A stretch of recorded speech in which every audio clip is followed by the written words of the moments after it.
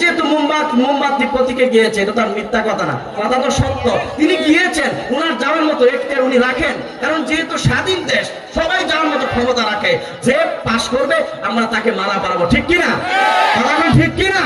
তবে আমরা একটা জিনিস বিশ্বাস করি, বাংলাদেশের পার্লামেন্টে যদি মোমবাতি প্রতীক নিয়ে আল্লামা গিয়াসউদ্দিন তাহিরি চলে যায়, তাহলে আহলে সুন্নাত ওয়াল জামাত শক্ত একটা অবস্থান তৈরি করবে, কথা বলেন ঠিক কিনা? এই দেশের মমতাজ যদি আসসালামু আলাইকুম ওয়া রাহমাতুল্লাহি ওয়া বারাকাতুহু।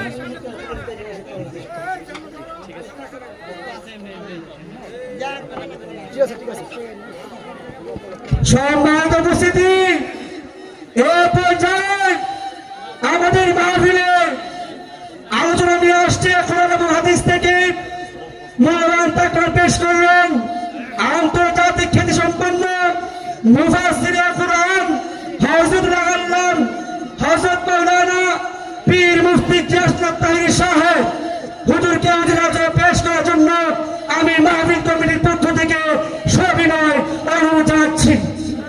আসসালামু আলাইকুম ওয়া রাহমাতুল্লাহি ওয়া বারাকাতুহু।